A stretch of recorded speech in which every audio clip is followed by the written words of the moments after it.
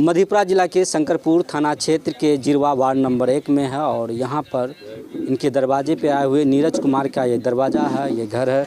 काफ़ी लोग यहाँ बैठे हुए हैं, उनको सांत्वना देने के लिए आए हुए हैं कि ये हत्या जो उनकी हुई है एक साजिश। लेकिन मधेपुरा पुलिस इनको जांच कर रही है, जांच के बाद ही क्लियर होगा कि हत्या या एक्सीडेंट है। बहरहाल आगे कुछ लोग हैं, उनसे आइए हम बात करेंगे। कैसे घटना घटी?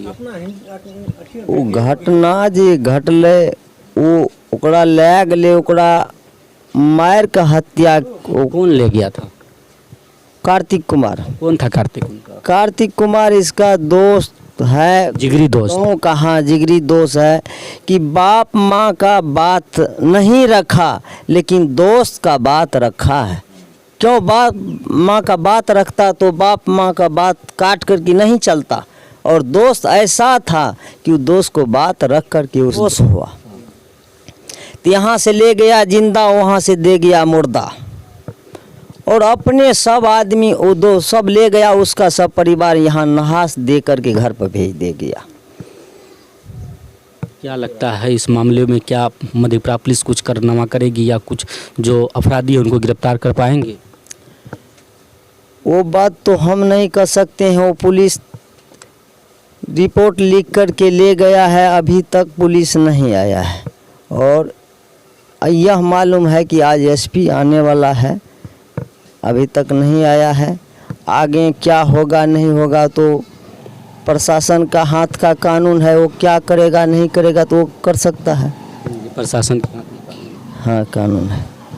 चलिए, उसका नाना जी जो मेरा पिताजी है वो, और नीरज कुमार मेरा भांजा, मेरा जीजा जी यहाँ से सुपौल गया। सुपौल से चेकअप उपअप करवा करके अगले दिन का डॉक्टर समय दिया जो 10 बजे ऑपरेशन होगा। तो उन्होंने सब मिल कर के आ गया। नाना जी भी आ गया घर, अपने घर, और वो दोनों बाप बेटा अपने घर आ गया। आने के क्रम लगभग 4-5 बजे आया, वो 6 बजे जो भी हो आया। उसके बाद उसी समय उसके बीच में उसके मोबाइल पे कार्तिक कुमार का फ़ोन बीच में भी आया है कई बार, कॉल डिटेल में हम देखे थे। उसका मोबाइल भी उस टाइम स्विच ऑफ था, जिस टाइम हत्या हुई उस टाइम मोबाइल स्विच ऑफ था। हम लोग तो हरियाणा में थे, फ्लाइट से आए हम दोनों भाई।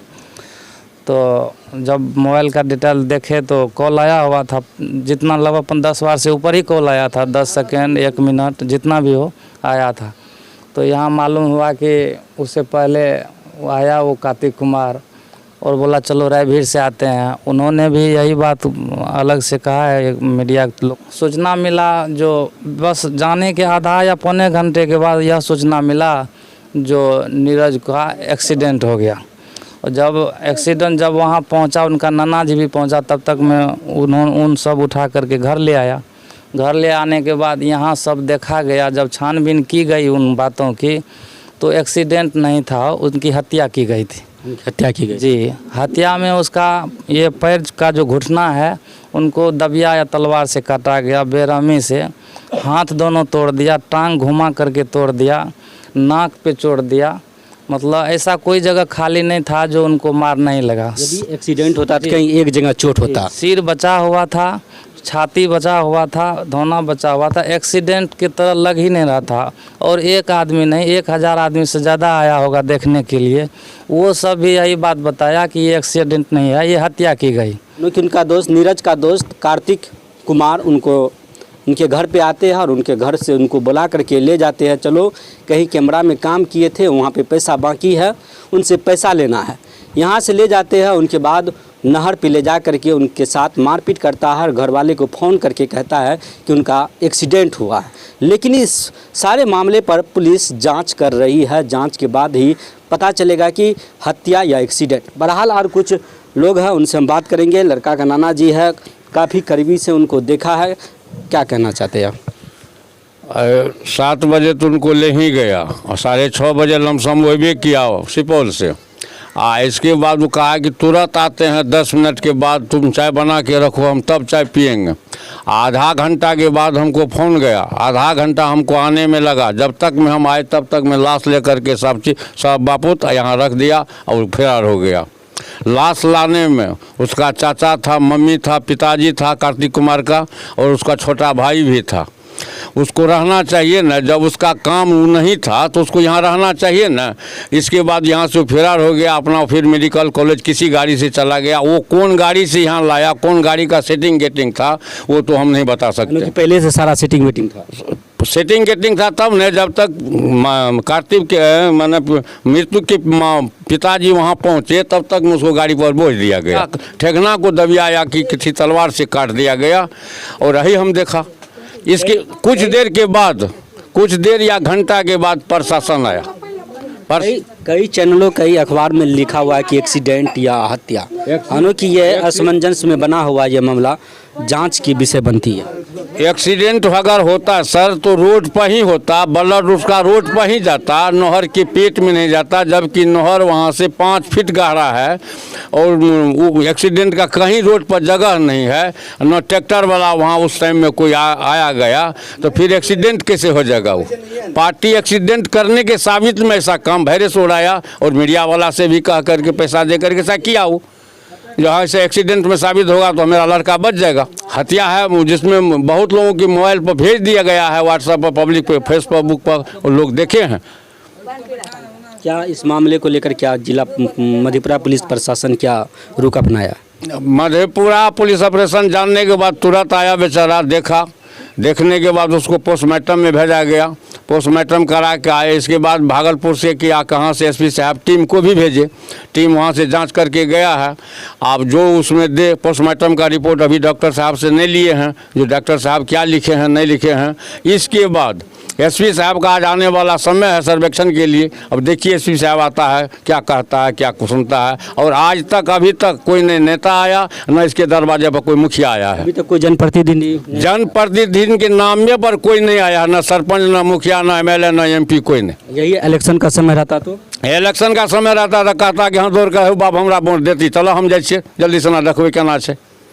इससे कहीं और बेटर नेता था। अगर हम अपने नेता को अगर फ़ोन करते, ख्याल नहीं रहा पप्पू यादव को, तो पप्पू यादव को पहुंचना था, यहाँ नहीं पहुंचने का कोई सवाल नहीं उठता था। चंद्रहास चोपड़ा जी को फ़ोन उठा करते हैं तो फ़ोन रिसीव ही नहीं कर रहा है, वो फ़ोन रिसीव ही नहीं कर रहा है। बहरहाल और कुछ लोग हैं उनसे हम जानते हैं कि आखिर क्या पूरा मामला था, क्या क्या कहना चाहते हैं। हम उस रोज़ यहीं बैठे थे तो हमने देखा कि हाँ यहाँ पर बैठे थे। शाम क्या बजे बैठे? 7 बजे। 7 बजे यहीं थे आप? यहीं थे। तो हम बोले कि रो अब हम जा रहे हैं। कहने नहीं बैठिए, चाय पी लीजिए, उसके बाद जाना है। तब तक में हमने देखा कि कार्तिक जो था वो नीरज को साथ ले कर के आज चला गया। अब कहाँ ले गया नहीं ले गया सो तो हमने देखे। ले गया जिंदा, उधर से फिर क्या हुआ? तो इधर से तो जिंदा गया।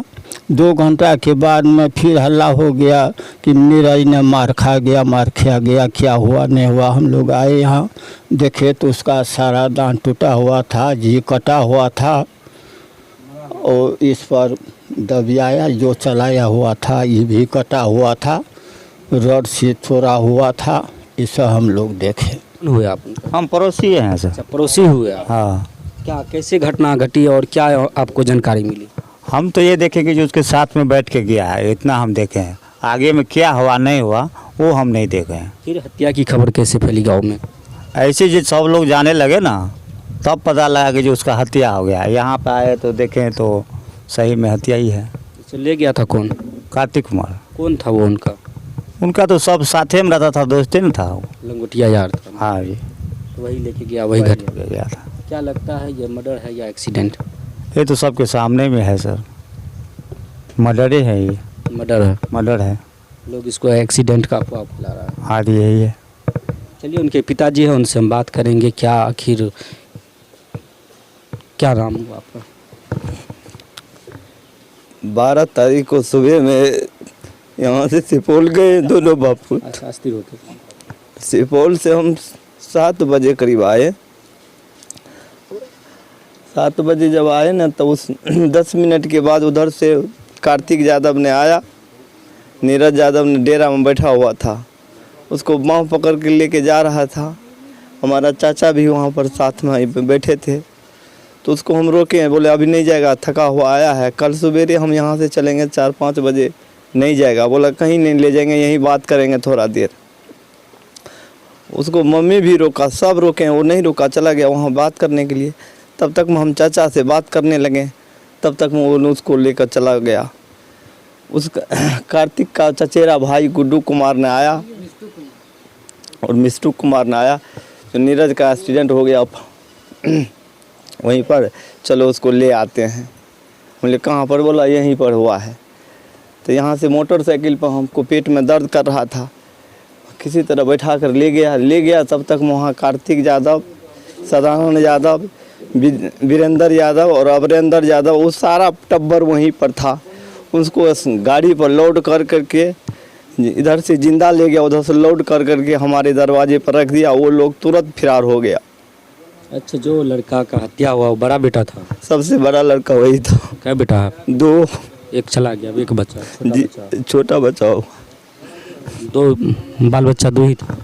एक लड़की है, एक लड़की, 2 लड़का। 2 लड़का था। अभी तक कोई नहीं मिला। उसको दबिया से काटा गया है, एक भी दांत नहीं रखा, जी काट लिया गया, रड से ये तोड़ दिया गया, दबिया से कुटी कुटी ये काट दिया गया था। उसको कोई अंग नहीं छोड़ा दबिया से काटने का।